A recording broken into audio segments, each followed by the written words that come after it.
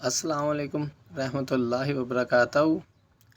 سبحان رضی اللہ عنہا سے روایت ہے کہ رسول اللہ صلی اللہ علیہ وآلہ وسلم نے ارشاد فرمایا، میں اپنی امت میں سے یقینی طور پر ایسے لوگوں کو جانتا ہوں جو قیامت والے دن اس حال میں آئیں گے کہ ان کے ساتھ تہامہ پہاڑ کے برابر نیکیاں ہوں گی، تو اللہ ان کی نیکیوں کو ہوا میں منتشر ہو جانے والا غبار بنا کر غارت کر دے گا۔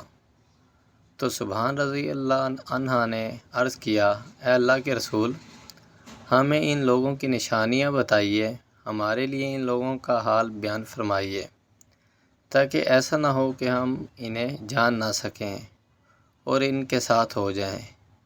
تو رسول اللہ صلی اللہ علیہ وآلہ وسلم نے ارشاد فرمایا، وہ لوگ تم لوگوں کے دینی بھائی ہوں گے اور تم لوگوں کی جلد ظاہری پہچان اسلام میں سے ہوں گے، اور رات کو عبادت میں سے اسی طرح حصہ لیں گے جس طرح تم لوگ لیتے ہو، یعنی تم لوگوں کی طرح قیام اللیل کریں گے۔ لیکن ان کا معاملہ یہ ہوگا کہ جب وہ اللہ کی حرام کردہ چیزوں اور کاموں کو تنہائی میں پائیں گے تو انہیں استعمال کریں گے۔ یا اللہ ہمیں پلک جھپکنے کی مقدار کے مطابق بھی ہمارے نفس کے حوالے نہ کریں، آمین یا رب العالمین۔ جزاک اللہ خیر۔ ویڈیو اچھی لگی ہو تو چینل کو لائک اور سبسکرائب ضرور کیجیے گا۔